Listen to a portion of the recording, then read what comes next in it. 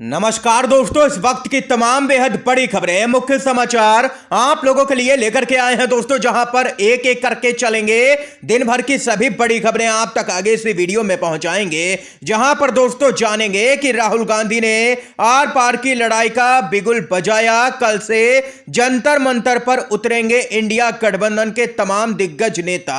जी हां दोस्तों, पूरी खबर बताएंगे क्या है मामला। तो वहीं जानेंगे कि सीजीआई की शक्तियां कम और सीईसी और ईसी पर कंट्रोल वाला बिल पास हुआ है, भड़के हैं सुप्रीम कोर्ट के पूर्व जज।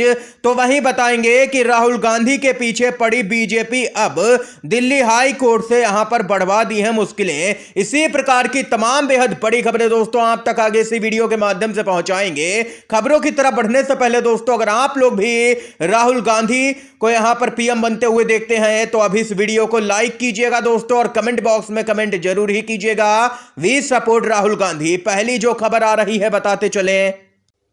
बड़ी खबर दोस्तों सामने निकल के आ रही है। मुख्य चुनाव आयुक्त और चुनाव आयोग की नियुक्ति सेवा शर्तों से जुड़े विधेयक को संसद की मंजूरी लोकसभा में ध्वनि मत से किया गया है पास। एक तरफ जहां करीबन 150 सांसदों को सस्पेंड किया गया, तो वहीं कई ऐसे बिलों को पारित भी करवा लिया गया जिस पर शायद ही किसी का ध्यान गया हो। बिल पारित होते ही भड़क गए हैं सुप्रीम कोर्ट के पूर्व जज, और यहां पर सरकार को ले लिया है निशाने पर।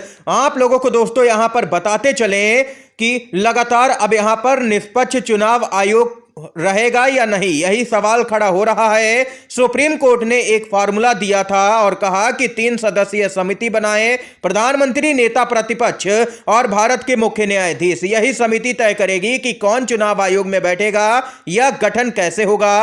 और अब सरकार ने इस बिल को पास करवा करके यहां पर मुख्य न्यायाधीश को बाहर का दरवाजा दिखा दिया है, और एक मनोनीत कैबिनेट मंत्री यहां पर सीजीआई की जगह पर इस कमेटी में शामिल किया गया है इस बिल के पास होने के बाद।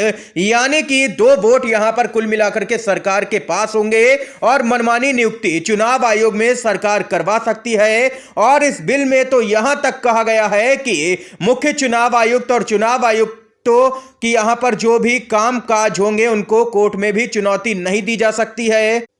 और लोकसभा से इस बिल के पास होते ही सुप्रीम कोर्ट के पूर्व जज मोदी सरकार पर भड़क गए हैं। जस्टिस नरीमन ने चिंता जाहिर करते हुए कहा है कि यह परेशान करने वाली बात है, लोकतंत्र खतरे में आ चुका है। अगर सच में मुख्य चुनाव आयुक्त और चुनाव आयुक्त ऐसे नियुक्त होंगे तो निष्पक्ष और स्वतंत्र चुनाव महज एक कल्पना बनकर के रह जाएगा। उनका मानना है कि यह एक मनमाना कानून है और इसे सुप्रीम कोर्ट को तुरंत खारिज कर देना चाहिए, क्योंकि यह चुनाव आयोग के कामकाज की स्वतंत्रता को यहां पर गंभीर रूप से खतरे में डाल सकता है। चुनाव आयोग बिल्कुल भी इस कानून के बाद में स्वतंत्र नहीं रह जाएगा। यह यहां पर जस्टिस नरीमन की तरफ से दोस्तों बड़ा बयान सामने निकल के आ चुका है, और उन्होंने विपक्ष की आवाज में आवाज यहां पर उठा दी है और कहा है कि सुप्रीम कोर्ट को तत्काल प्रभाव से मामले को स्वतः संज्ञान लेते हुए इस कानून को, इस बिल को तुरंत ही यहां पर रद्द करना चाहिए और सरकार की जो मनमानी है उस पर रोक लगानी चाहिए।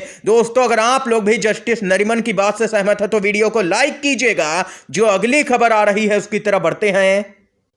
सरकार की मनमानी लगातार जारी है। लोकसभा से आज 3 और सांसद निलंबित किए गए। संसद से अब तक 146 सांसद हो चुके हैं सस्पेंड। कांग्रेस के तीनों सांसदों को तख्तियां दिखाने और सदन की अवमानना करने के आरोप में निलंबित किया गया है। सदन की अवमानना के मामले में अब तक लोकसभा के कुल 100 सदस्यों को निलंबित किया जा चुका है। और वहीं दोस्तों, आप लोगों को यहां पर जानकारी के लिए बताते चलें कि निलंबित सांसदों में दीपक बैज, डीके सुरेश और नकुल नाथ का नाम शामिल है। यानी कि अब कुल मिलाकर के निलंबित सांसदों की संख्या 146 हो गई है। और वहीं जो ताजा जानकारी सामने निकल के आ रही है उसके अनुसार लोकसभा की कार्रवाई अनिश्चित काल के लिए स्थगित कर दी गई है।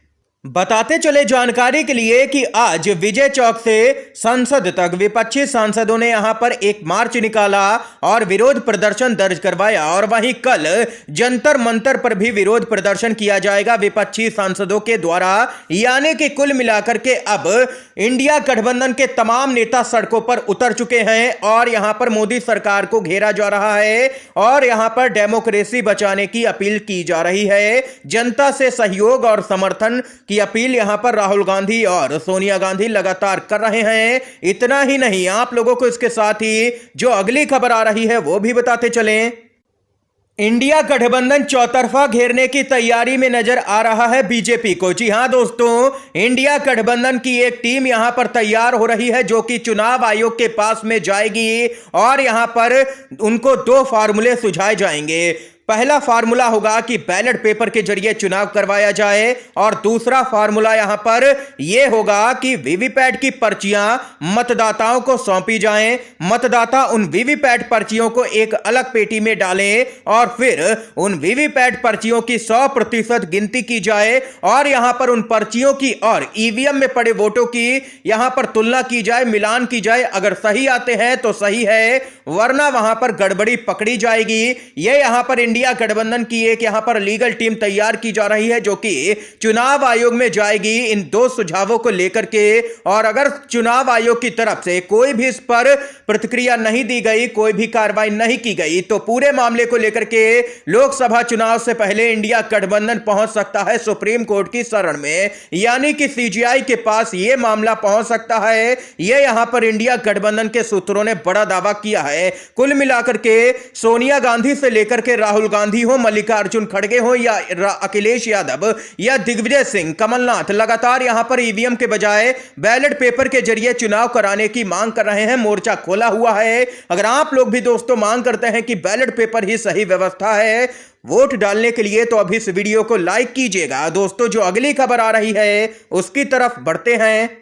बीजेपी की नेता जया प्रदा के खिलाफ 6वीं बार गैर जमानती वारंट जारी हुआ है। प्रार्थना पत्र खारिज किया गया है। आचार संहिता उल्लंघन को लेकर के अभिनेत्री के खिलाफ दर्ज है 2 थानों में मामला। मुश्किलें अब बढ़ चुकी हैं। और इतना ही नहीं, एनसीपी के प्रमुख शरद पवार का कहना है कि हम हमेशा संस्थाओं का सम्मान करते हैं। संसद में जो कुछ हुआ वह देश के इतिहास में पहले कभी भी नहीं हुआ था।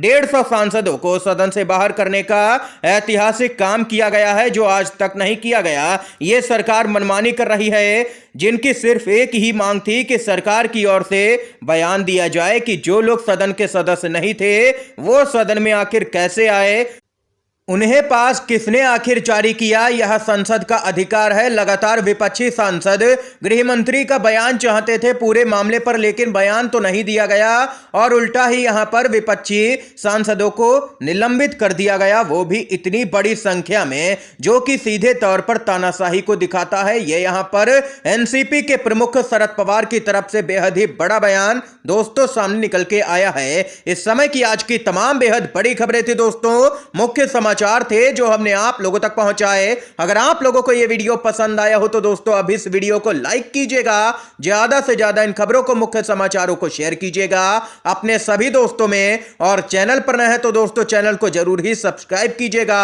वीडियो देखने के लिए आप सभी दोस्तों का बहुत बहुत धन्यवाद। जय हिंद, जय भारत।